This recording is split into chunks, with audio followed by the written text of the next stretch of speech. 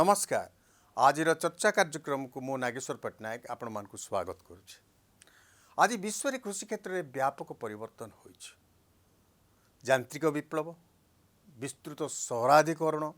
मध्यम आयकारी अभिवृद्धि, खाद्य रुचि रे द्रुत परिवर्तन इत्यादि जो कृषि क्षेत्र में आज वैप्लविक परिवर्तन देखा देइछि। परिवर्तित परिस्थिति कृषि को अधिक उत्पादनशीलता, अधिक लाभवान एक परिवेश को बजाय रखा आह्वान सृष्टि करिछि। आम देश में सबुज विप्लव एवं परे परे इंद्रधन विप्लव जो गत 50 वर्षर कृषिजात द्रव्य एवं खाद्य उत्पादन में 4 गुण वृद्धि पाई। जो आम रेनबो बा इंद्रधन विप्लव कहूँ ताहा होची आमर व्हाइट, येलो एवं ब्लू रेवोल्यूशन। श्वेत विप्लव में दुग्ध उत्पादन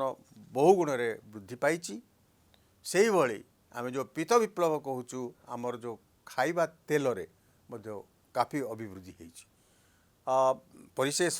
जो नील विप्लव कहूँ से जल जात जो माछ है, चिंगुड़ी है, विभिन्न प्रकार जल जंतु से उत्पादन करने एवं भारतवर्ष रे भारतवासी ताकू खाइबा तथा रप्तानी करने ए विप्लव बहुत सहाय होइछि। यह सत्वे भी आज भारतवर्ष एक अजब परिस्थिति पड़ी। विश्वर 20% भोकिला मनीष एवं 30 रु 40% अपरिपुष्ट शिशु आम देश में अछंती। आम कृषि अर्थनीतिर अन्य एक परिचय है यही देश में विश्वर 1/3 क्षुद्र नाममात्र चाषी बसवास करथांती। जमी बारंबार भाग भाग होई एबे जड़े कृषक पिछा मात्र 1 हेक्टर जमीर मालिकाना रही। आउ सबुठ बड़ कथा है कृषक माने देशर सबुठारु गरीब और अनाहार शिकार होइथांती। एमाने विश्वर उपेक्षित कृषक मानकर मोट 25% बोली एक आकलन कहूँ। 2050 सुधा आम देश चीन को टपी 170 कोटी रे आमर जनसंख्या पहुँच। कृषक माने एवं तांको परिवार सदस्य को मिसाई देले मो आम भारत वर्षर मोट जनसंख्यार 50% अर्थात 65 कोटी एवं 85% से हेबे क्षुद्र नाममात्र चाषी। विश्वर मात्र 2.3% जमी भारत में अच्छी एवं 4% जल आम देश उपलब्ध। किंतु विश्वर 18% जनसाधारण को खाद्य जोगाइबा आम शासकों एक विराट आह्वान। कृषि क्षेत्र में व्यापक संस्कार आवश्यकता संपर्क में प्रधानमंत्री नरेंद्र मोदी सचेतन अच्छा। 2022-23 सुधा कृषकों आयकर द्विगुणित करने से प्रतिश्रुतिबद्ध। एतद व्यतीत 2017 मसीहा स्वाधीनता दिवस रे उद्बोधन दे मोदी 2022 सुधा नूतन भारत गठन कर स्वप्न देखा। नूतन भारत क्षुधा मुक्त, दारिद्र्य मुक्त एवं अपरिपुष्ट विहीन हम बोली से घोषणा करिसेंती। तेबे गत वर्ष रे कोरोना बा जाको आमे कोविड-19 महामारी कहूँ ता यही लक्ष्य हासिल करिबारे बाधक सृष्टि करिछि। किंतु कृषि क्षेत्र में संस्कार कार्यक्रम आरंभ होइछि। आजिर चर्चा रे संपर्क में आलोचना करिबा पई स्टूडियो रे उपस्थित अछंती ओएटी रो अवसर प्राप्त प्रोफेसर दिवाकर नायक। आपन को स्वागत करुच्ची दिवाकर बाबू। एक कार्यक्रम में आपन भाग नेथिबा जोगु तो जो नूतन भारत जो स्वप्न बर्तमान मोदी हमको देखौछंती ए नूतन भारत संभव कि कृषकों जदि आमे कृषकों स्वार्थ रक्षा करि परिबानी, कृषकों होलिस्टिक सामग्रिक उन्नति जदि न होबो आमे केबे नूतन भारत कथा चिंता करि परिबा कि? आपण देखंतु 1960 और 1970 दशक मध्य भारत में जहाँ खाद्यशस्य उत्पादन होता मैक्सिमम 9 रु 10 मास भारत लोक संख्या खायापी होता एवं आमे 2 रु 3 मासर खाद्य आमे विदेश उपर निर्भर करूँ। ये परिस्थिति बहुत दिन कटिगला एवं यह लक्ष्य रखी आमर जातीय सरकार और से समय प्रधानमंत्री गरीब हटाओ गोटे प्रोग्राम आरंभ कले। इंदिरा गांधी आरंभ करथिले गरीब हटाओ प्रोग्राम आरंभ कले। परवर्ती समय से कृषि को प्राधान्य दे विभिन्न कृषि विश्वविद्यालय स्थापन कले, एग्रीकल्चर यूनिवर्सिटी कले एवं ନ୍ୟାସନାଲ୍ ରିସର୍ଚ୍ଚ ଇନଷ୍ଟିଚ୍ୟୁଟ୍ କଲେ ଏବଂ ବିଭିନ୍ନ କୃଷି ପାଇଁ ବିଭିନ୍ନ ରାଜ୍ୟସ୍ତରରେ ବିଭିନ୍ନ ରିଜନାଲ୍ ରିସର୍ଚ୍ଚ ଷ୍ଟେସନ୍ କଲେ, କୃଷି ବିଜ୍ଞାନ କେନ୍ଦ୍ର କଲେ ଏବଂ କୃଷିରେ ବହୁତ ବ୍ୟୟ କରାଗଲା ଏବଂ ଜଳସେଚନ ଜଳସେଚନ ବହୁତ ଏକ୍ସପାନ୍ସନ୍ କରାଗଲା, ଗୁଡ଼ାଏ ଜଳସେଚନ ପ୍ରୋଜେକ୍ଟ ବି କରାଗଲା ଏବଂ ଆମର ଫଳ କ'ଣ ହେଲା, यार फल फल आमर बर्तमान कृषि खाद्यशस्य उत्पादन 300 मिलियन टन रे पहुँची, यह गोटे भारी बड़ कथा। 300 मिलियन टन पहुँची गला एवं 1950 मसीह आम उत्पादन करूँ 50 मिलियन टन, 6 गुण बढ़ी। आज दिन में खाद्यशस्य उत्पादन 6 गुण बढ़ी। हर्टिकल्चर उत्पादन पुणी अच्छी सी 315 मिलियन टन रे पहुँची, यहाँ गोटे बड़ ये खुशीर खबर। एवं खाद्यशस्य उत्पादन 300 मिलियन टन रे पहुँचीगला। कौन कृषि विज्ञान भी विश्वास करूँ जहाँ आम 300 मिलियन टन रे पहुँचू। से समय आमर कौन होता कथा पड़ी खाद्यशस्य उत्पादन अभिवृद्धि घटी किंतु ता सहित कृषक मानकर जो आय जो बड़ी हबार कथा सेटा कमी कमी चली एक कथा सरकार मध्य ताकू माने आपण रियलाइज करिसंती एवं तापरे से गोटे एमएस स्वामीनाथन आमर जो वरिष्ठ वैज्ञानिक अछन तांकर नेतृत्व रे गोटे नेशनल कमिशन ऑन फार्मर्स करथिले 2014 रे। एटा यूपीए सरकार कथा मु कहूची एवं तांको रिपोर्ट सरकार पाखे पहुँचला ना यूपीए सरकार ना एनडीए सरकार मोदी सरकार ए पर्यंत ए कमिशन रो जो देइछंती प्रस्ताव ताकू ग्रहण करि नांती। तो एमानकर कृषक प्रति की प्रकार दरद छिलो भाबछ मो टिके आउर टिके पछकु जाउची देखिले आमे 300 मिलियन टन खाद्य उत्पादन कलु। आमे विदेश जो खाद्य आणुथलु ता परिवर्तन में विदेश खाद्य पठाउछ। बर्तमान India is recognised one of the net exporter of food grains in the international market. कौन है कृषक मान अवस्था देखिले आज दिन में 2011-12 जदि आम एग्रीकल्चर सेंसस देखा जातीय स्तर में प्राय 22% कृषक बिलो पॉवर्टी लाइन अच्छा एवं झारखंड रे देखा 45% कृषक भी बिलो पॉवर्टी लाइन अच्छे। ओडिशा रे भी 32% कृषक पॉवर्टी लाइन अच्छा 2012-13 इनफॉरमेशन अनुसार। बर्तमान टिके कमी थो जहाँ भी बहुत कृषक 25% कृषक बर्तमान बिलो पॉवर्टी लाइन अच्छी। ये सब लक्ष्य करने पर नीति आयोग गोटे विचार कला जे बोधे कृषक आमे खाली कृषि उत्पादन बढ़ी बड़ हेनी किंतु आमको कृषक आय बढ़ाया पड़ो। यह लक्ष्य रखी 2022-23 कृषक आय को द्विगुण करने चिंता करागला एवं यहाँ से बहुत योजना कले। यार भीतर कौन होती कृषक मझी कृषक आय बढ़िया समय भी बढ़िया योजना करने समय 2004-5 को आम 2010 बेलू आम देखा बहुत जगह कृषक मानकर सुइसाइड भेला एवं कृषक मान आय कृषि श्रमिक आय भी बेसी बढ़ला।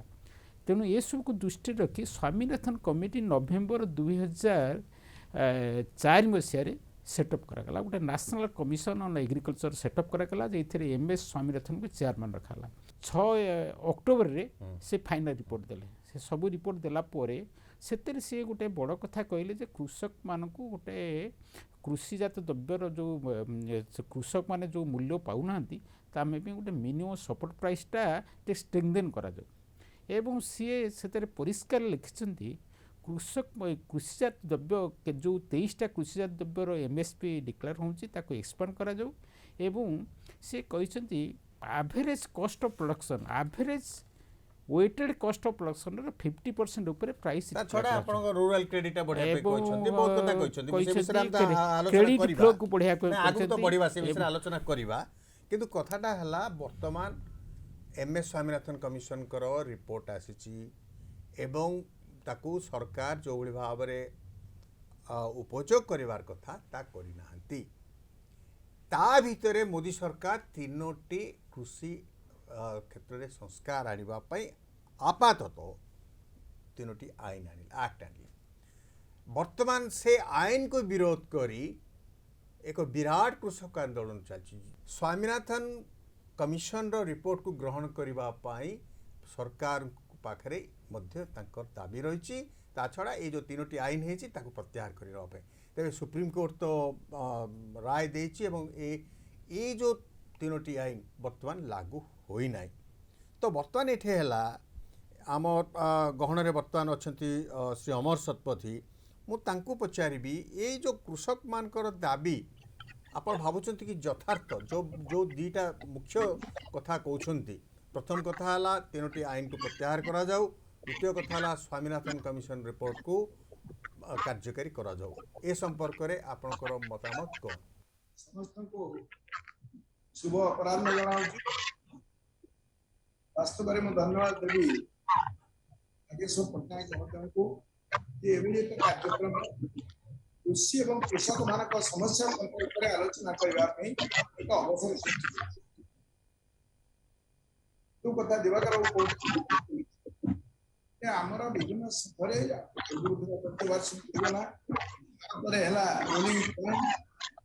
वर्तमान आम जो योजना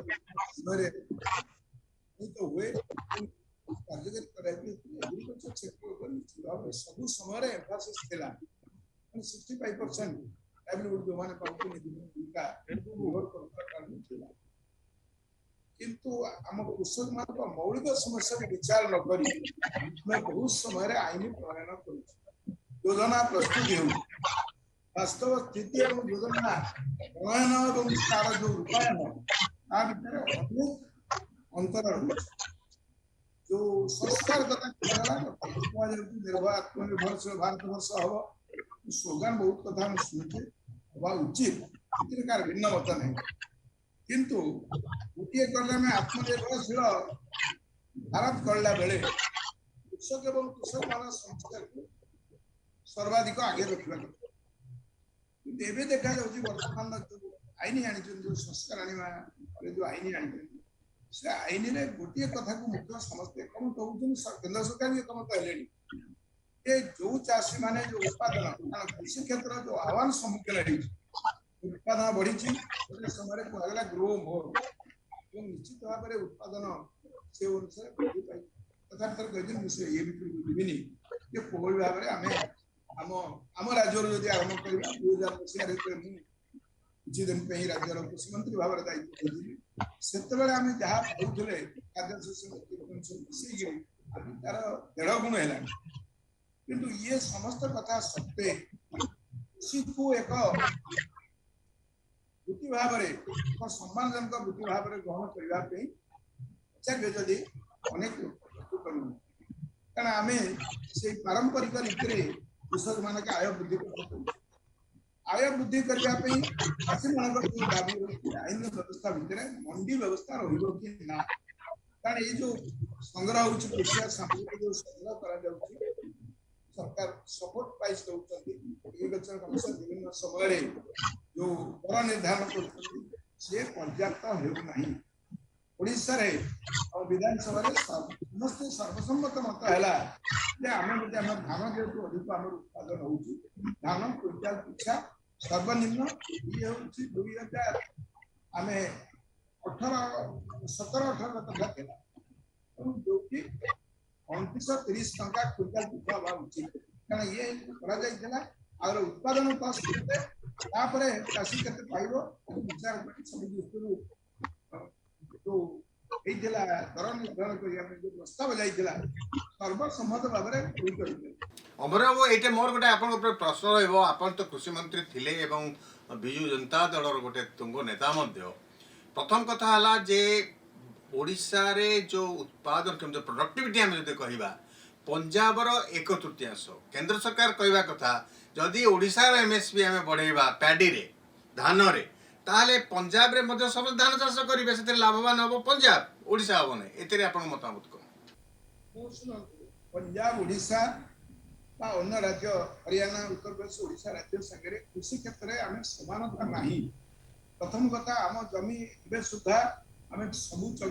गोटे कमांड एरिया की चकबंदी कार्य कर जलसेचन व्यवस्था आम पर्याप्त होना पंजाब चाषी कौन करें मॉडल भाव में नहीं पारे भारत वर्ष गहम उत्पादनकारी मान जो भाव व्यवस्था कि धान उत्पादन कर जो राज्य ओडिशा हो छत्तीसगढ़ हो पश्चिम बंगाल हो जो जो अधिक परिमाण जो धान उत्पादित हुए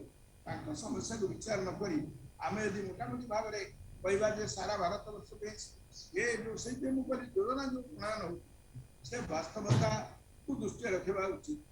ये जो 2930 टका कथा कहलु आम तार जो हिसाब होता कस्ट ऑफ प्रोडक्शन से 50% अधिका कथा कहला तो 1.5 गुण 2 गुण बढ़िया कथा कहते कार्यकारी करूँ और सी रहीगला कोल्ड स्टोरेज भारत सरकार एवं मंडी कि ना जदिव अनेक बार मंत्री कहते प्रधानमंत्री भी कहते मंडी व्यवस्था रही मंडी व्यवस्था रही परिसर मुक्त कर असुविधा बुझे ये जो तीनोटी आईन है जहाँ कृषक मैंने आज विरोध कर आईन गुड़ी को प्रत्याहार कर आवश्यकता रोचे कि से संशोधन करवा निश्चय मुझे प्रत्याहार कथा कहबी संशोधन कर स्पष्टीकरण कर आईन परिसर मुक्त करवा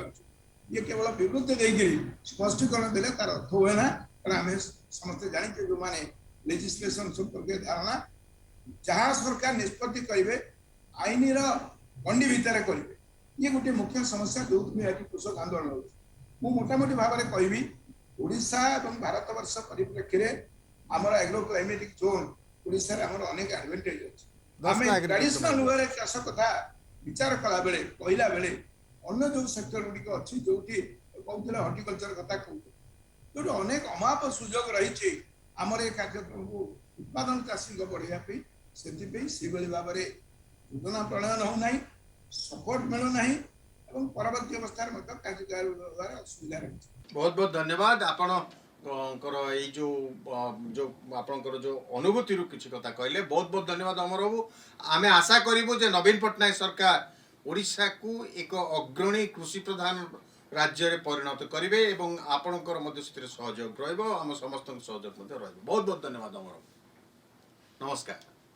दिवाकर शुणिले तो अमर कहते जो जो कथाटा जे पंजाब सहित ओडिशा को तुलना करी हबो नहीं से कथा हो पारे सत किंतु कन्स्टिट्यूशनल देखिए गले सब राज्य समान एवं आपणकर जो एमएसपी गोटे स्टाच्यूटरी बटे ठीक करुच्ची सहायक मूल्यटा तो जदि सहायक मूल्य ओडिशा रे बढ़ेबे अन्यटा केमती कमे देबे तेणु गोटे कथा हूँ ये जो पंजाब आ ओडिशा सहित आम कृषि रे समकक्ष नुहतु किंतु आम चेष्टा करिया पंजाब सहित समान होगापी केवल मुझा भावुचे आमर जो लेवल ऑफ टेक्नोलोजी अच्छी ओडिशा रे जो लेवल ऑफ टेक्नोलोजी पंजाब से लेवल ऑफ टेक्नोलोजी समान अच्छी पूरा राज्य इंडिया रो सबु राज्य रे कृषि पे जो टेक्नोलोजी दरकार मुझा भावुचे से समान भाव में अच्छी किंतु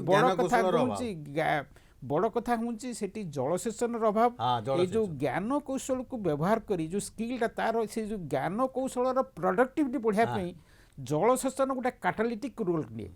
तेणु जलसेचन पंजाब रे 100% जलसेचित राज्य और तार समुद्र जमी समतुल ये गोटे फैक्टर जहाँकि ओडिशा रे जलसेचन 40% एवं जलसेचन एक्सपांशन जदि नहब आम पंजाब ठूँ आहरी कृषि क्षेत्र में तो कमी जदि आम एमएसपी आमर इनफ्रास्ट्रक्चरटा को आम जलसेचन न बढ़े आम जदि एमएसपीटा बहुत बढ़िया कहवा जहाँ agriculture cost of price commission कर जो अधिका करवा पंजाब चाषी मैंने बहुत बेनिफिटेड है ना आ गोटे कथा है ओडिशा रे वर्तमान कृषक मानकू मध्य कुआजिबा दरकार जे से आगो को माने अन्य जो आपनकर जो हमर जो कैश क्रॉप कहउछंती जो कैश क्रॉप करबा पय का जो डाइवर्सन करिवार आवश्यकता रहउची से संपर्क रे ओडिशा सरकार जो बड़ी पदक्षेप नेबार कथा से बड़िया पदक्षेप नैछंती बोली भाउछंती कि आपण बर्तमान गोटे ओडिशा सरकार गोटे स्टेप नैछंती जो जातीय सरकार भारत सरकार जो 1 लाख कोटी टंकार जो ये फार्म गेट इन्फ्रास्ट्रक्चर बढ़ाई चिंता कर 10,000 कोटी टंका से गोटे नाबार्ड को देइछंती जे केते गुड़े प्रोडक्ट अच्छी ओडिशा रे ताको कमर्शियलाइज करापी सेटा को ओडिशा सरकार पदे मु भाबुची तांकर गोटे संस्था द्वारा से नाबार्ड को देइछंती तार गोटे योजना करापी एवं से जो नाबार्ड से योजना गुड़ा मु लक्ष्य करूथली ये गुड़ाक आस्ते आस्ते एग्रीकल्चर कमर्शियलाइज करापी ओडिशा रे भी हबो। आम गण में अच्छा श्री पंचानन कानगो पंचानन बाबू आपणकर जो बही हाँ एक कौशल ए पुस्तक रे आपण अनेक कथा पॉवर्टी को लेकिन दारिद्र्य को लेकिन उठे एवं कौन कौशल हवा दरकार दारिद्र्य केमती आम दूर करिपरिबा से गोटे बढ़िया कथा आपण जो आपणकर जो फ्रंट पेज से थिला rethinking poverty and the way to end it and this is time to rethink आपण भाबुछंती कि मोदी ए विषय रे गोटे बहुत भाबुछंती प्रधानमंत्री मोदी ଏବଂ ସେଇଥିପାଇଁକା ସେ ମଧ୍ୟ କହୁଛନ୍ତି ଯେ ସ୍ୱାମୀନାଥନ କମିଶନର ସବୁ ଯେଉଁ ଦେଇଛନ୍ତି ତାଙ୍କର ଯେଉଁ ସଜେସନ୍ ପ୍ରସ୍ତାବ ଦେଇଛନ୍ତି ସବୁ ଗ୍ରହଣ କରିଛନ୍ତି ବୋଲି ଏବଂ ଆପଣ କ'ଣ ଭାବୁଛନ୍ତି ଏ ସୁପାରିଶଟା ସମ୍ପୂର୍ଣ୍ଣ ଭାବରେ କାହିଁ ସରକାର ଗ୍ରହଣ କରୁଛନ୍ତି? मोर लाटेस्ट बुक होउची the approach to poverty alleviation course correction needed ये जो मोर इंग्रेजी रो बही लाटेस्ट बुक जो थरे जे पॉवर्टी डिलेमा आको आग हटेइबा दरकार पॉवर्टी टी कोन आग डिफाइन हवा उचित पॉवर्टी होउची एया जो लोक तार आयर 70 भागे खर्च ऊपर को खर्च करे केवल खाइबारे 70 भाग जो 100 टंका रोजगार करूची 70 टंका खर्च करदेला केवल खाइबारे से होउची दरिद्र अति दरिद्र होउची जदि 90 टंका खर्च कला जदि 100 टंका खर्च करदेला बस पूरा पूरी आयटा खर्च हो गला से भिकारी हबो भिकारी दरिद्र अति दरिद्र एवं अति दरिद्र दरिद्र तापर को बड़ दरिद्र माने दारिद्र सीमा रेखा पाखे रहिबा होउची जार जी 40% खर्च कला आमे जो माने आम आयर मात्र 20% खाइबारे खर्च करूचु खाइबा खर्च 20% हेले आमे मध्यवित्त परिवार एवं ताठो जे कम कम हैला से आस्ते आस्ते ऊपर कुटी बड़ परिवार सो दरिद्रटा को आगे डिफाइन करबा दरिद्र को अन्य कतु संज्ञारे न नै केवल भोजन खाइबा संज्ञारे जेतु खाद्य कथाटा आज पडिछि मु तारी संज्ञाटा निरूपण करूछि से कथाटा मु मो बहिरे मध्य देखैछि जो एक पहिले सेही परिप्रेक्षी रे आमर प्रथम मुख्य कार्यटी होउछि जहाँ दिवाकर कहिले आमे 70 दशक पर माने आम 50 दशक बेलू भारत वर्ष अत्यंत सांघातिक अवस्था भितर खाद्य नियंट भितर चली 60-70 दशक बेलू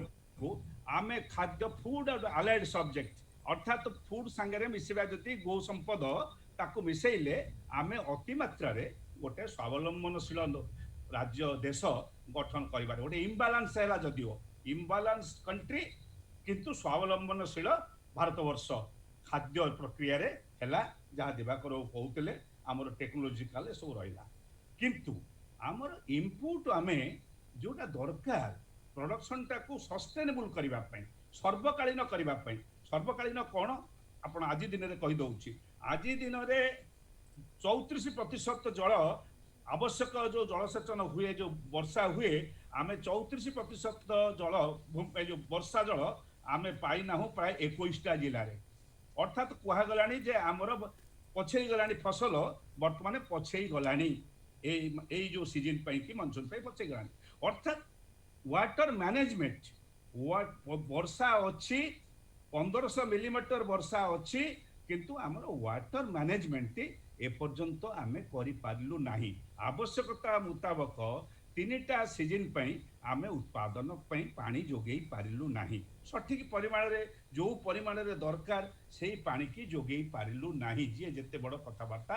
जो राज्य माने जोगई पारिले से पंजाब होंतु से आंध्र होंतु से तेलंगाना होंतु से एबे छत्तीसगढ़ आड हेछि छत्तीसगढ़ हो ए सब राज्य माने सेथिरे तांकर चाष उपरे स्वावलंबनशीलता को आसिले स्वावलंबनशील हे गला नहीं मोर किंतु गोटे 95 गोटे कथा ला जो कृषि नीति आज पर्यंत जातीय कृषि नीति हेई नहीं ता एवं स्वामीनाथन कमिशन रिपोर्ट को सरकार ग्रहण करूनांती तार कारण कोन लगछन सुनंतु यस बड़ सुंदर कथाटी स्वामीनाथन कमिटी जो रिपोर्ट टी दैछंती तार आधार कले आमर जो उत्पादन रेट आमे कोन हेछि कि आमे गोटे कथा आमे जानिबा आमे उत्पादन को लिंक कर देइछु आमर खाद्य प्रसारण प्रक्रिया सहित अर्थात आमे जो पीडीएस सिस्टम करिछु आमे खाद्य को आनिलु एवं टंकिकिया चाउल जोटा देखो जोगौछंती सेटा गोटे बड़ महत् कार्य सेटा किछि खराब कार्य नुहे कारण जबरदस्ती किनिबा पे कि चासी थारु जिनिस आमे बाध्य करिलु जे तमे जाबछु किनिकी आनो किंतु आनिकी रे रखिबे कोठी स्टोरिंग कहीं फैसिलिटीज कोठी अछि जोथि पई ये सब मिथ्यार से अमर बाबू कहतु से पूर्ण बाबू कहतु मिथ्यार आश्रय आम नवाकू बाध्य होउछु कारण एफसीआई रो गोदाम रे पाखरे नाही आमे मिछि मिछिका कहूचु जे आमे सब किनिचु 90% किनिचु मो निज गाँव दिवाकर गाँ पाखर गोटे गाँ कोरकोर अच्छी से गाँव चारि जन चाषीकर 1300 टंकार बिक्री करैछि ए वर्ष 1300 बाध्य होइकरी मिलर पाखरे हाथ जोड़िकी बिक्री करैछि मु आज सामने कहूची से गाँ ना भी कहीदेली एई कथा पैकी एइथिपाई कि जे से जेतिकी तांको कूपन दिया जाइतला कूपन थारु से अधिक प्रोडक्शन करथिले सी करथिले 112 क्विंटाल तांकर मिलिला ए जो किनिबा पैकी मिलिला 60 क्विंटाल दिवाकर आमर जो कथबार्ता होते जो स्वामीनाथन कमिशन जो है गोटे कथा समस्त आशा करते जे स्वामीनाथन गोटे जो आप कहते सी गोटे माने निष्पक्ष एवं आदर्शवादी वैज्ञानिक एवं से जो रेकमेंडेशन कर बहुत वैलिड लोक ए कथा कहते उदाहरण स्वरूप गोटे बढ़िया कथा से कहले जे जो संस्कार दरकार आमर जो रूरल क्रेडिट आम जो लोन जो ऋण मिलवा कथा फार्मर्स मान को प्रकृत में जो ग्रामांचल जो कृषक मान को जो भाई ऋण मिलवा कथा से व्यापक संस्कार आवश्यकता अच्छे से रेकमेंड करते एवं जो ड्राईलैंड फार्मिंग हिली और कोस्टल एरिया रे करिवार आवश्यकता रोची एवं कृषक को गोटे प्रोटेक्शन देवार आवश्यकता रोची जेतेबेले कि आपणकर विश्व स्तर रे आमर जो कृषि द्रव्यर दर जिते खसी जाए सेतेबेले आम कृषक माने टिके विपदर पड़ता तो सेतेबेले ताकू प्रोटेक्शन देवार आवश्यकता रोची एवं जो इकोलॉजिकल फाउंडेशन जोटा कि आमर आमे कहूचे जो आमर परिवेश को नहीं आमर कृषि करिवार आवश्यकता रही कृषि उत्पादन करिवार आवश्यकता रही से जो लोकल बॉडी अच्छी से इफेक्टिव करा जाओ बोली कहथिले तो एगुडा काहे सरकार काहे ग्रहण करना बड़ प्रस्ताव नो बड़ कथा हूँ स्वामीनाथन कमिटी बहुत जिनस रेकमेंड कर किंतु बड़ कथा हूँ आज कृषक माने स्वामीनाथन कमिटी नहीं जो बसी धारणा देइछंती सेतेर गोटे बड़ कथा हूँ स्वामीनाथन कमिटी रिपोर्ट करथिले cost of production weighted cost of production 50% बढ़ाई प्राइस विश्लेषण करने एवं से कौटी कहीना कौ कॉस्ट ऑफ प्रोडक्शन हम एवं स्ट्राइक समय भी से केबे कौन से मंतव्य देना एवं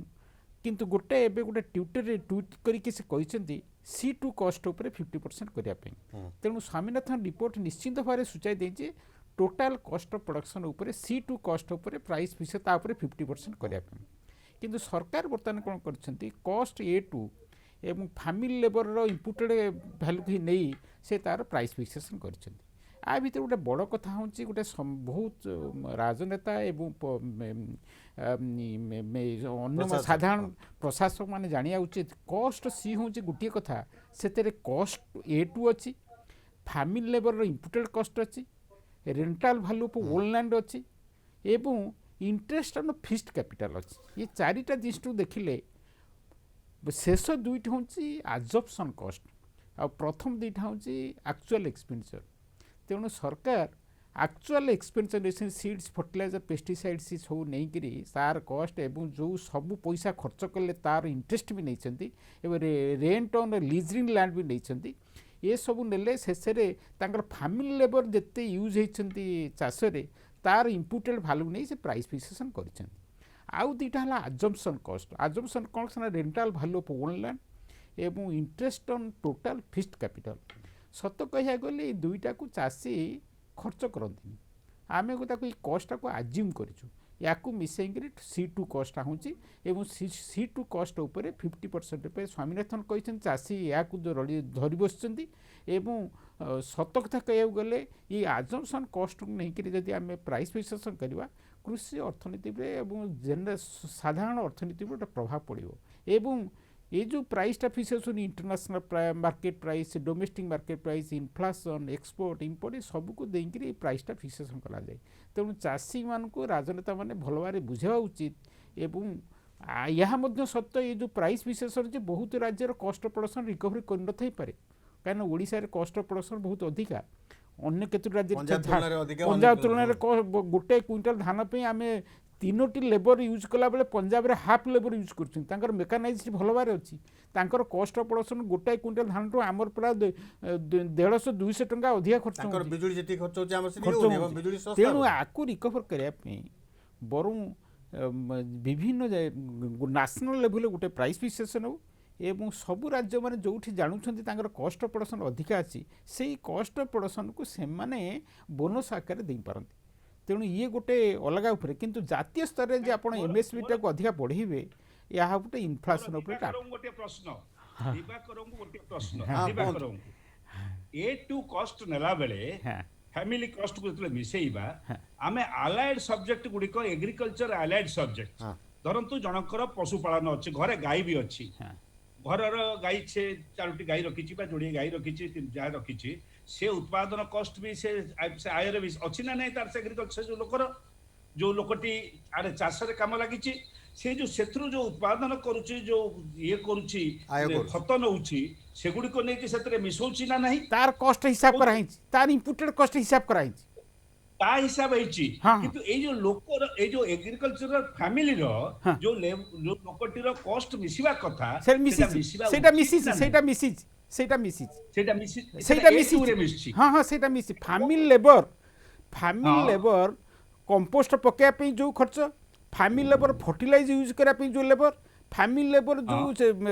ट्रांसप्लांटिंग से सील्डिंग अपरूटिंग जहाँ एक्सपेंडिचर सब आक हिसाब कराइछि।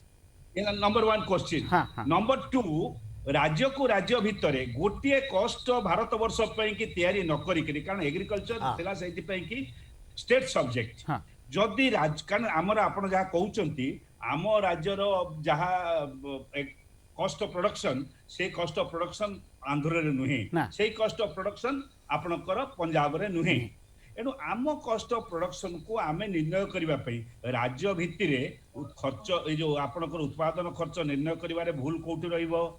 काहे कि करू नाहंती राज्य भित्तिरे शुणु से शास्त्र स्वामीनाथन सिस्टमेटिकल सबू राज्य गोटे फार्मर्स कमिशन हो से माने सबू राज्यर एवं बहुत राज्य रे कॉस्ट किंतु प्राइस फिक्सेशन जाति भारत सरकार गोटे प्राइस फिक्सेशन करि पारिन ओडिसा पे राज्य सरकार ओडिसा पे गोटे प्राइस कर दे पारंती एवं Yes. एमएसपी की सेतुर बाद दे एडिशनल जदि से पैसा अधिया करंती सेटा स्टेट गवर्नमेंट अतिरिक्त बियर जो दबा कर कथा है, सर, राज्य राज्य सरकार बहन सरकार करिपारे। बहन करि पारंती। एटा कारण एटा ही हेले आपणकर जो ये रही डिफरेन्सेस रहउची राज्य राज्य भितरे बा जो संदेह रहउची जे बड़ चाषी माने बेसी लाभवान होई जिवे ता नुहे कारण हमर बड़ समस्या होची हमर भाग चाषी आपण जोटा कहउचंती आम चाषर बड़ समस्या होची हमर प्राय 70% होउचंती भाग चाषी मु जने एब्सेंट लैंडर आपण भी जने एब्सेंट लैंडर आपण जमा नुहंती चाषी नुहंती किंतु आपणकर चाष जमी अछि माने घर आपण जने चाषी से दृष्टिरू आम समस्या अलगा तांको समस्या अलगा अलगा। एई समस्या को लेकिरी मोर प्रश्न अमर बाबूकर राज्य रे माने अमर बाबू जो शासन रे अछंती सेई राज्य रे काहे कि राज्यर पॉलिसी राज्यर कृषि पॉलिसी सेई भाबरे तयारी करा जाउ नहीं कोन पे करा जाउ नहीं कृषि नीति ओडिसा रे ना ओडिसा रे बहुत परे कृषि नीति आसिला आपण जानचंती 1995 96 रे प्रथम कृषि नीति जानकी आसिले मुख्यमंत्री हेले सेही समय घोषणा हला से समय एमएस स्वामीनाथन मध्य साहाय्य करते ओडिसा कृषि नीति प्रणयन करबा पाई किंतु कथा हला जातीय कृषि नीति काहे पर्यंत होई नै ए गोटे प्रश्न एवं स्वामीनाथन कमिशन रो जो रिपोर्ट को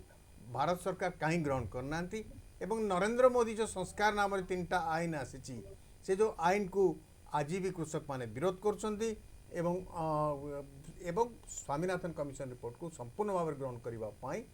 चाप पकाउछन तो श्री मल्लिक एथिरे गोटे जना पड़ुनी कि जेमती कि प्रधानमंत्री गोटे आंटी फार्मर बा आमर जो कृषक विरोधी प्रधानमंत्री बोली जना पड़ुची कि जो पैंडेमिक पीरियड कथा कहथिले यह पैंडेमिक पीरियड रो कोनोसी प्रभाव कृषि ऊपर नहीं अछि कृषि ऊपर आदौ नहीं काहे कि नहीं आपण देखिबे ए पैंडेमिक पीरियड रे 19-20 रे 297 मिलियन टन हला बेले क्रोर्स लैक्स 297.5 मिलियन टन हला बेले 2021 रे 303 मिलियन टन खाद्य शस्य उत्पन्न होती भारत वर्ष रे जोटा होची सर्वकालीन रेकर्ड ତେଣୁ ହଁ ତ। ଇଏ ତା ଉପରେ ପ୍ରଭାବ ପକଉନି, ନିଶ୍ଚିତ ଭାବରେ କୃଷି ଉପରେ କିଛି ପ୍ରଭାବ କମ ପକେଇନି କିଛି ଚାଲିଛି। କିନ୍ତୁ ଅର୍ଥନୀତି କୃଷି ଉପରେ ଉପରେ ଓଭରଅଲ୍ ଅର୍ଥନୀତି ଉପରେ ନାଇଁ ପ୍ରଭାବ ମୁଁ ପକେଇଛି। ଯାଉଛି ଆପଣ କହିବାକୁ ଚାଲିଛି। ଆପଣ ଯୋଉ କହିଲେ ସ୍ୱାମୀନାଥନ କମିଟି କଥା, ସ୍ୱାମୀନାଥନ କମିଟି 4ରେ ବସିଲା, 6ରେ ରିପୋର୍ଟ ଦେଇଥିଲା, ନିର୍ବାଚନ ହେଲା ଯାଇକିରି 14ରେ, 6ରୁ 14 8 ବର୍ଷ ଚାଲିଗଲା, ସେ କିଛି କଲେ କେବଳ ଗୋଟିଏ କାମ କଲେ ଯୋଉଟା କି ସ୍ୱାମୀନାଥନ କମିଟି କହିନାହାନ୍ତି, ସେଇଟା ହେଲା 60,000 କୋଟି ଟଙ୍କା ସେ ଋଣ ଛାଡ଼ କରିଦେଲେ କଂଗ୍ରେସ ସରକାର। କିନ୍ତୁ ଏ ସରକାର ଆସିବା ପରେ ହିଁ ସେଇ ଯୋଉ ମାସରେ ଆସିଲେ ତାର 3 ମାସ ଭିତରେ ସ୍ୱାମୀନାଥନ କମିଟିକୁ ପାର୍ଟଲି ବ୍ୟବହାର କରିବାକୁ ଚାହିଁଲେ ଏବଂ ଗୋଟେ ଗୋଟେ କରି ସେ ଇମ୍ପ୍ଲିମେଣ୍ଟ କରିଛନ୍ତି। ଆଉ ବସିଛନ୍ତି ଆପଣଙ୍କର କୃଷି ବିଶେଷଜ୍ଞ ଦିବାକର ବାବୁ, ସେ ମଧ୍ୟ ତାଙ୍କର କହିସାରିଛନ୍ତି ଯେ ସ୍ୱାମୀନାଥନ କମିଟିର ଅନେକ କଥାକୁ କେନ୍ଦ୍ର ସରକାର ତାକୁ କରିଦେଇଛନ୍ତି। ଫର ଏକ୍ସାମ୍ପଲ ଗୋଟେ ହଉଛି ଯୋଉ ଫସଲ ହାନି ହୁଏ ସେଟା ଥିଲା 50% ହେଲେ ଡିକ୍ଲାର ହବ, କିନ୍ତୁ ସ୍ୱାମୀନାଥନ କମିଟି କହିଲେ 33%। ଆମେ ପ୍ରଥମରୁ ହିଁ ଯେମିତି ଆସିଲୁ, ପ୍ରଥମ ଯୋଉ ଚାଲିଲା ପ୍ରଧାନମନ୍ତ୍ରୀ ଫସଲ ବୀମା ଯୋଜନାରେ ସେଥିରେ 30% କରିଦିଆଗଲା। ତାପରେ ତାର ଯୋଉ ୟୁନିଟ୍ ହବ, ତାର ୟୁନିଟ୍ ଗୋଟେ ବ୍ଲକ ଥିଲା, ନାଇଁ ତାକୁ ଆମେ ପୂର୍ଣ୍ଣବାବୁ ସେ କମିଟି କଥା ନାଇଁ, ଆହୁରି କଥା ତଳ ହଉଛି ସ୍ତରକୁ ନାଇଁ ତାର ମୋର ଛୋଟିଆ ହେଲା। ନାଇଁ ନାଇଁ ନାଇଁ ମୋର ଶୁଣନ୍ତୁ କହିବା ମୁଁ ଟିକେ ନାଇଁ ନାଇଁ କହିବି। ମୋର କହିବା ତେଣୁ କଥା ସବୁ କ୍ଷେତ୍ରରେ ଶୁଣନ୍ତୁ ପୂର୍ଣ୍ଣବାବୁ, ନାଇଁ କୃଷକ ଯାଉଛି ମୁଁ ଆନ୍ଦୋଳନ ଆଜି କାହିଁକି ପ୍ରୟାସ ହଉଛି? ଦେବି। କୃଷକ ଆନ୍ଦୋଳନର ଦୁଇଟି ଦାବି, ପ୍ରଥମ ନାଇଁ, ଦାବି ଆନ୍ଦୋଳନକୁ ହେଲା ଯିବି। ଶୁଣନ୍ତୁ, ଆଇନକୁ ଆନ୍ଦୋଳନକୁ ପ୍ରତ୍ୟାହାର ଯିବି। କରାଯାଉ, ଦ୍ୱିତୀୟ ହେଲା ଶୁଣନ୍ତୁ, ସ୍ୱାମୀନାଥନ କମିଶନ ରିପୋର୍ଟକୁ ଗ୍ରହଣ କରିବା। ଆନ୍ଦୋଳନକୁ ମୁଁ ଯିବି। ଆନ୍ଦୋଳନର ଆପଣ ଯୋଉ ପ୍ରଶ୍ନ ପଚାରୁଛନ୍ତି ମତେ, ସେ ପ୍ରଶ୍ନର ସଠିକ ଉତ୍ତର ଆପଣଙ୍କ ପାଖରେ ବସିଛନ୍ତି ଦିବାକର ବାବୁ ଦେଇ ସାରିଲେଣି। ନାଇଁ ନାଇଁ କୃଷକ ଗୋଟେ କମିଶନର କାହାର ରିପୋର୍ଟ କାହିଁ ଗ୍ରହଣ କରୁନାହାନ୍ତି? ଯାଉଛି, ନାଇଁ ଶୁଣନ୍ତୁ ଯାଉଛି, ହଁ କୋଉ ଗୋଟେ ଉତ୍ତର ଦେଲେ ନା ଯୋଉଟା ହଉଛି ଯୋଉଟା କହିଲେ ସେ ଭଲ ଭାବେ ବୁଝେଇଦେଲେ ଯେ ଯୋଉ କଷ୍ଟ ଅଫ ପ୍ରଡକ୍ସନ କୁ ନେଇକି ଯୋଉ ଏମଏସପି ସ୍ଥିର ହଉଛି, ସେ ଏମଏସପି କେମିତି ସ୍ଥିର ହଉଛି ତାକୁ ବୁଝେଇଦେଲେ। ଆଉ ଯଦି ଆମେ ଏମଏସପି 10% ବଢେଇ ଦବା, ଇନଫ୍ଲେସନ କେମିତି ହେଇଯିବ 1% ଅଧିକା ହବ ତା ମଧ୍ୟ ସେ କହିଦେଲେ। ତେଣୁ ସେଇଟାକୁ ଗୋଟେ ୱେଲଫେୟାର ଗଭର୍ଣ୍ଣମେଣ୍ଟ ସବୁ କଥା ଦେଖିବ। କାରଣ ଯଦି ଆମେ ଏଇ କେବଳ ଏମଏସପି ବଢେଇ ଯିବା, ଗରିବ ଲୋକ ଖାଇବାକୁ ପାଇବେନି, ଚାଉଳ କେଜି 200 ଟଙ୍କା ହେଇଯିବ ଏବଂ ସେଇ ଅନୁସାରେ ପୁଣି ଅନ୍ୟ ସମସ୍ତ ଯେତେ ଅଛି ଆନୁଷଙ୍ଗିକ ପଦାର୍ଥ ସବୁ ଗୁଡାକର ମୂଲ୍ୟ ବଢିଯିବ। ତେଣୁ କଥା ସେଠି ନାହିଁ, କଥା ହଉଛି ଆମେ ଯୋଉଟା ଆଣିଛୁ 3ଟା କୃଷି ନୀତି, ଆପଣ ଆରମ୍ଭରୁ ଯୋଉ କଥା କହି ଆସିଥିଲେ ମୁଁ ସେଇ କଥାକୁ ଆପଣଙ୍କୁ ମନେ ପକେଇ ଦଉଛି ଯେ ଏଗ୍ରିକଲଚର ପ୍ରତି ବର୍ତ୍ତମାନ ଲୋକମାନଙ୍କର ଧୀରେ ଧୀରେ ସ୍ପୃହା କମୁଛି। ଶିକ୍ଷିତ ଲୋକମାନେ ଏଗ୍ରିକଲଚରକୁ ଆସୁନାହାନ୍ତି। କଣ କଲେ ଶିକ୍ଷିତ ଲୋକମାନେ ଏଗ୍ରିକଲଚରକୁ ଆସିବେ, କଣ କଲେ ଏଇଟା ଗୋଟେ ପ୍ରକାର କମର୍ସିଆଲାଇଜ ପୁରା ହେଇଯିବ ଏଗ୍ରିକଲଚରଟା, କଣ କଲେ ଏହାକୁ ଇଣ୍ଡଷ୍ଟ୍ରି ଭଳିଆ ମାନ୍ୟତା ମିଳିବ, କଣ କଲେ ଏଇଟା ଗୋଟେ ଖୁବ ଲାଭଜନକ ହବ, ସେଇଥିପାଇଁ ଏ 3ଟା କୃଷି ଆଇନ ଅଣାହେଇଛି। ଇଏ କୃଷି ଆଇନରେ ଯଦି କିଛି ତ୍ରୁଟି ଅଛି, ଆମେ ତ ବାରମ୍ବାର କହୁଛୁ you come to the negotiation table and tell us. 11 ଥର ଆପଣଙ୍କର 11 ଥର ଉପରେ ଆପଣଙ୍କର ବୈଠକ ହେଇଛି। ଆପଣ କହୁନାହାନ୍ତି 11 ଥର ବୈଠକ ହେଇଛି, ତାପରେ ତ ବୈଠକ କଲେ ନାହିଁ ଆପଣମାନେ। କୋଉ ପୋର୍ସନଟା ଏଥିରେ ବଦଳିବ, କିନ୍ତୁ ତାଙ୍କର ପୁରା ପ୍ରଥମ ନୀତି ହେଲା କୌଣସି ନେଗୋସିଏସନ ଟେବୁଲ ଯିବାର ଅର୍ଥ କିଛି ନାହିଁ, ଆଗେ ପ୍ରତ୍ୟାହାର କରେ ଆମେ ଯିବୁ, ଆମେ ଶୁଣିବୁ ନାହିଁ, ଫାଷ୍ଟ ୟୁ ୱିଡ୍ର। ଏ ୱିଡ୍ର ହବ ନାହିଁ। ଆଉ ଆପଣ ଯୋଉ କହିଲେ ଏପର୍ଯ୍ୟନ୍ତ କାର୍ଯ୍ୟକାରୀ ହେଇନାହିଁ, ଏଟା ମଧ୍ୟ ଠିକ ନୁହେଁ। କାରଣ ସମ୍ପୂର୍ଣ୍ଣ ଭାବରେ କାର୍ଯ୍ୟକାରୀ ହେଇନାହିଁ। ମୁଁ କହିବା କଥା ଟୋଟାଲ ଇନ୍ ଟୋଟାଲିଟି। ସୁପ୍ରିମକୋର୍ଟ ଇଣ୍ଟରଭେନ କଲା ପରେ, ଶୁଣନ୍ତୁ, ସୁପ୍ରିମକୋର୍ଟ ଇଣ୍ଟରଭେନ କଲା ପରେ ଅଫିସିଆଲି ଏମାନେ ତାକୁ କାର୍ଯ୍ୟକାରୀ କରୁନାହାନ୍ତି। ବଟ୍ ସୁପ୍ରିମକୋର୍ଟର ଇଣ୍ଟରଭେନସନ ପୂର୍ବରୁ ଇଏ କାର୍ଯ୍ୟକାରୀ ହେଇସାରିଛି ଏବଂ ବହୁ ଲୋକ ବହୁ ଜାଗାରେ ବର୍ତ୍ତମାନ ଫାର୍ମିଂ କଣ୍ଟ୍ରାକ୍ଟର ଅଣ୍ଡରକୁ ପଳେଇ ଆସିଲେଣି ସୁପ୍ରିମକୋର୍ଟ ଇଣ୍ଟରଭେନସନ ପୂର୍ବରୁ। ସେ ତ ବହୁତ ସେ ତ ଗତ ମାନେ 20 ବର୍ଷ ଧରି ଚାଲିଥିଲା, ଆଜି କ'ଣ ନୂଆ କଥା କି? ସେ ତ ତାର ତ ୱିଦାଉଟ୍ ଏନି ଲିଗାଲ ସାଂକ୍ସନ ଯୋଉଟା ଚାଲିଥିଲା, ତା ପଛରେ କିଛି ଆଇନଗତ ସରକାରଙ୍କର, କେନ୍ଦ୍ର ସରକାରଙ୍କର ବା ରାଜ୍ୟ ସରକାର କିଛି ନାହିଁ। 30 ବର୍ଷ କ'ଣ ଆହୁରି ବେଶୀ ଆଗରୁ ଚାଲିଛି। ବେଶୀ ଆଉ ଚାଲିଥିଲା। ତେଣୁ ସେଟା ନୁହେଁ। ଆମେ ଯୋଉ ପ୍ରକାର ଫାର୍ମିଂ ବ୍ୟବସ୍ଥା କରୁଛେ, ସେ ଫାର୍ମିଂ ବ୍ୟବସ୍ଥା ସେ ଫାର୍ମିଂ ନୁହଁ। କିନ୍ତୁ ଏଗ୍ରିକଲଚର ପାଇଁ ସରକାର ଯାହା କରିଛନ୍ତି, ଆପଣ ଦେଖନ୍ତୁ ଯାହା ଯାହା ସ୍ୱାମୀନାଥନ କମିଟି କରିଛନ୍ତି, ଆପଣ ଯୋଉ ପ୍ରଥମରେ କହୁଥିଲେ ତାଙ୍କର ଯୋଉ ଇନଷ୍ଟିଟ୍ୟୁସନାଲ ଲୋନ କେମିତି ତାଙ୍କୁ ବେଶୀ ଦିଆଯିବ, ବର୍ତ୍ତମାନ 16.7 ଲାख crores ବର୍ତ୍ତମାନ ଏଇ ଲାଷ୍ଟ ଇୟରରେ ହେଇଛି ଦବା ପାଇଁ ଇନଷ୍ଟିଟ୍ୟୁସନ ବେସିସରେ ଯୋଉଟା ଲୋନ ଦିଆଯାଏ। ସବୁ ଦୃଷ୍ଟିରୁ ଦେଖିବା ଯେ କେନ୍ଦ୍ର ସରକାର ତାଙ୍କର ସ୍ୱାମୀନାଥନ କମିଟିର ହୁଏତ ଆପଣ ଇନ୍ ଅଲ୍ ପଏଣ୍ଟସ ଆପଣ ରାଜି ହେଇ ନପାରନ୍ତି ଯେ ଆମେ କ'ଣ କରିଛୁ କ'ଣ ନ କରିଛୁ। ପୂର୍ଣ୍ଣବାବୁ, କୃଷକ ଆନ୍ଦୋଳନ, ମୁଁ କହିବାର ହୁଁ। କଥା ମୋଦି ସରକାର ବର୍ତ୍ତମାନ କୃଷକ ଆନ୍ଦୋଳନ ଯୋଗୁଁ ଗୋଟେ ସମସ୍ୟାରେ ପଡ଼ିଛନ୍ତି। କୃଷକ ଆନ୍ଦୋଳନ ସମାଧାନ କରିବା ପାଇଁ ମୋଦି ସରକାର କେତେ ଆଗ୍ରହ ରହିଛି? ଶୁଣନ୍ତୁ କୃଷକ ଆନ୍ଦୋଳନ ଆମ ପାଇଁ ଆଦୌ ସମସ୍ୟା ନୁହଁ, ଆପଣଙ୍କୁ ମୁଁ ବାରମ୍ବାର କହିଦେଉଛି, ମନେ ରଖିଥାନ୍ତୁ। ତାହେଲେ କୃଷକ କୃଷକ ଆନ୍ଦୋଳନ ଆନ୍ଦୋଳନ କରିଚାଲିଥାନ୍ତୁ ଏବଂ କୃଷକ ସମସ୍ୟା ସମାଧାନ ନ ହଉ କହିବା କଣ କଥା। ହବ? ନାଇଁ କେମିତି ଶୁଣନ୍ତୁ, କୃଷକ ଆନ୍ଦୋଳନ କେମିତି ହବ, ସମାଧାନ କେମିତି ହବ? ଆପଣ ଯଦି ଗୋଟେ ପାର୍ଟି କହିବ first withdraw I will go for negotiation, it can not be decided. ଆପଣ ଘୋଷଣା କରୁନାହାନ୍ତି ଯେ ସ୍ୱାମୀନାଥନ କମିଶନ ରିପୋର୍ଟ ଆମେ ଗ୍ରହଣ କରୁଛୁ, ତମେ ଆସ ନେଗୋସିଏସନ ପାଇଁ କହିଛନ୍ତି ସ୍ୱାମୀନାଥନ କମିଟିଟା କରିଦେଲେ ଆମେ ଯିବୁ ବୋଲି? କହିଛନ୍ତି, ସେମାନେ ଡିମାଣ୍ଡ କରିଛନ୍ତି। ନାଗେଶ୍ୱର, ମୁଁ ଆପଣ ନାଇଁ ସେମାନେ ସେତିକି ରଖୁଛନ୍ତି କି ସ୍ୱାମୀନାଥନ କମିଟି କରିଦେଲେ ଆମେ ଯିବୁ? ସରକାର ଏକଥା କହୁନାହାନ୍ତି ଆମେ ଏଟା ଗ୍ରହଣ କଲୁଣି, ବର୍ତ୍ତମାନ ଆମେ ନେଗୋସିଏସନ କରିବା। ଶୁଣନ୍ତୁ ଶୁଣନ୍ତୁ, ସରକାର ତାର ଆଇନ କରୁଛି, ଯିଏ ଭିକ୍ଟିମାଇଜଡ ହଉଛି ସେ ଆସିବ ନେଗୋସିଏସନ ଟେବୁଲ ଉପରକୁ। ଏବଂ ଏଇଥରକ ମଧ୍ୟ ସରକାର କହିଦେଇଛନ୍ତି, ଯେତେବେଳେ ସର୍ବଦଳୀୟ ବୈଠକ ବସିଲା ଏଇ ସେସନ ଚାଲିବା ପୂର୍ବରୁ, ଏଇ ଯୋଉ ବର୍ତ୍ତମାନ ପ୍ରେଜେଣ୍ଟ ସେସନ ଚାଲିଛି ପାର୍ଲାମେଣ୍ଟରେ, ତା ପୂର୍ବରୁ ମଧ୍ୟ ସର୍ବଦଳୀୟ ବୈଠକରେ କୃଷି ମନ୍ତ୍ରୀ ମଧ୍ୟ ତୋମରଜୀ କହିଦେଇ ସାରିଛନ୍ତି, ତୋମରଜୀ, ଯେ ଆମେ ମଧ୍ୟ ରାଜି ଅଛୁ ଆଲୋଚନା ପାଇଁ। ଏ କଥା ପ୍ରେସରେ ମଧ୍ୟ ଆସି ସାରିଛି, ମିଡିଆରେ ଆସି ସାରିଛି। ତେଣୁ ଆମେ ବର୍ତ୍ତମାନ ସୁଦ୍ଧା ବି ରାଜି ଅଛୁ ଡିସ୍କସନ ପାଇଁ। ବହୁତ ବହୁତ ଧନ୍ୟବାଦ। ସେମାନେ ପୁନଃ ତାଙ୍କ ବହୁତ discuss ବହୁତ ଧନ୍ୟବାଦ, ବହୁତ ବହୁତ ଧନ୍ୟବାଦ। ଦିବାକର ବାବୁ, ଆପଣ ତ ଶୁଣିଲେ, ବର୍ତ୍ତମାନ କୃଷକ ଆନ୍ଦୋଳନ ତୀବ୍ରତର ହେବାକୁ ଲାଗିଲାଣି। ବର୍ତ୍ତମାନ ବିଧାନସଭାରେ ସେମାନେ ଧାରଣା ଦେବା ପାଇଁ ଗଲେଣି। କୃଷକ ଆନ୍ଦୋଳନ ଏମିତି ବେଳେ ପ୍ରତି ମାନେ ଦେଖିବେ ଆପଣ ଦଶନ୍ଧିରେ ଗୋଟେ ଗୋଟେ ଥର ହୁଏ। ତେବେ ଟିକିଆତ ଆସିଲେଣି ତ କେତେବେଳେ ମାନେ କେତେ ପ୍ରକାର ନେତା ଆମେ ଦେଖିଲେଣି। ଚରଣ ସିଂ ସମୟରୁ ଆରମ୍ଭ ହେଇଛି, ସେ ପୁଣି ପ୍ରଧାନମନ୍ତ୍ରୀ ହେଲେ। ତ କଥା ହେଲା ଯେ କୃଷକ ସମସ୍ୟାର ସମାଧାନ କରିବା ପାଇଁ ଆମର ଭୂ ସଂସ୍କାର କାର୍ଯ୍ୟକ୍ରମ ଗୋଟେ ଦରକାର, ଜଳସେଚନ ବଢ଼େଇବାର ଆବଶ୍ୟକତା ଅଛି। ବଡ଼ କଥା ହେଉଛି ଓଡ଼ିଶା ପାଇଁ ବର୍ତ୍ତମାନ ଗୋଟେ ସମୟ ଆସିଛି, ଓଡ଼ିଶାରେ ପଞ୍ଜାବ ହରିୟାଣା ଚାଷୀଠୁ ଓଡ଼ିଶା ଚାଷୀଙ୍କର ସମସ୍ୟା ବହୁତ ବହୁତ ଓଡ଼ିଶା ପାଇଁ ଗୋଟେ କୃଷି ଫାର୍ମର୍ସ କମିଶନ ଗଠନ ହଉ, ଗୋଟେ ପରମାନେଣ୍ଟ ଫାର୍ମର୍ସ କମିଶନ ହଉ। ସେମାନେ ସବୁବେଳେ ସରକାରଙ୍କୁ କୃଷକ ସମସ୍ୟା ବିଷୟରେ ତାଙ୍କୁ ସୂଚେଇ ଦିଅନ୍ତୁ ଏବଂ ସେ ସରକାରଙ୍କୁ ସବୁବେଳେ ସେ ଇଏ କରିବେ, ତାଙ୍କୁ କୁହନ୍ତୁ ସେ କମିଶନର ଯାହା ରିପୋର୍ଟ ସରକାର ସବୁବେଳେ ତର୍ଜମା କରିବେ। କାରଣ କୃଷି ଗୋଟେ ଭାରି କମ୍ପ୍ଲେକ୍ସ ମ୍ୟାଟର। ଆପଣ ଖାଲି କହିବେ ଏମ୍ଏସ୍ପି ବଢ଼େଇ ଦେଲେ ଯେ କ'ଣ ହେବ, ଏମ୍ଏସ୍ପି ବଢ଼େଇ ଦେଲେ ଫୁଡ୍ ଇନଫ୍ଲେସନ୍ ବଢ଼ିବ। ସେପଟେ ଆପଣ ଯୋଉ କଥା ପୂର୍ଣ୍ଣ କହୁଥିଲେ, ଏବେ କର୍ପୋରେଟାଇଜେସନ କଥା କର୍ପୋରେଟାଇଜେସନ କଲେ କ'ଣ ସମସ୍ୟା ସମାଧାନ ହେବ କି? କର୍ପୋରେଟ କଲେ କ'ଣ ସମସ୍ୟା ସମାଧାନ ପାଇଁ କୃଷକମାନେ ଯେମିତି ଗୋଟେ ଭଲ ବଜାର ପାଇପାରିବେ, ଗୋଟେ ଡିପେଣ୍ଡେବଲ୍ ମାର୍କେଟ ପାଇବେ ଏବଂ ତାଙ୍କର ଉଚିତ ମୂଲ୍ୟ ପାଇବେ, ଏସବୁ ଜିନିଷ ଗୋଟେ କୃଷି କମିଶନ ହେଲେ ସେମାନେ ତାକୁ ରେକମେଣ୍ଡ କରିବେ। କୃଷି ସମସ୍ୟାଟା ସବୁବେଳେ ସରକାର ଶୁଣନ୍ତୁ ଏବଂ ପ୍ରାୟୋରିଟି ବେସିସ୍ରେ ଜଳସେଚନକୁ ପ୍ରାଧାନ୍ୟ ଦିଆଯାଉ। ବହୁତ ବହୁତ ବଢ଼ିଆ କଥା ଆପଣ କହିଲେ ଦିବାକର ବାବୁ। କଥା ହେଉଛି ଯେ କୃଷକକୁ ଯେଉଁଭଳି ମର୍ଯ୍ୟାଦା ଦେବାର କଥା ତା ବୋଧ ଆମେ ଦେଇପାରିନୁ। ତେଣୁ ଆଗକୁ ଦେଖିବାର ଅଛି ମୋଦି ସରକାର ଏବଂ କୃଷକମାନଙ୍କ ଭିତରେ ଯେଉଁ ଚାଲିଛି ବର୍ତ୍ତମାନ ଯୁଦ୍ଧ, ଏ ଯୁଦ୍ଧର ଅବସାନ ହେବ କେମିତି ଏବଂ ମୋଦି ସରକାର ଏକ ନୂତନ ବିକାଶଶୀଳ କୃଷିନୀତି ଆଗକୁ ଆଣିବେ କି, ଇଏ ହେଲା ପ୍ରଶ୍ନ। ତେବେ ଆଗାମୀ ଦିନରେ କୃଷି କ୍ଷେତ୍ରର ସଂସ୍କାର ନହେଲେ ଆମେ ନିଶ୍ଚିତ ଭାବରେ ଆଗକୁ ସମସ୍ୟାରେ ପଡ଼ିବା, ଏଥିରେ ସନ୍ଦେହ ନାହିଁ। ଶ୍ରୀ ଦିବାକର ବାବୁ, ବହୁତ ବହୁତ ଧନ୍ୟବାଦ। ଆଜି ଚର୍ଚ୍ଚା କାର୍ଯ୍ୟକ୍ରମରେ ଆପଣ ଆମ ସହିତ ଭାଗ ନେଇଥିବା ଯୋଗୁଁ ମୁଁ ମଧ୍ୟ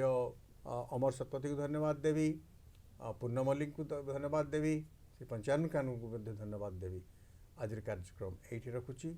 ନମସ୍କାର।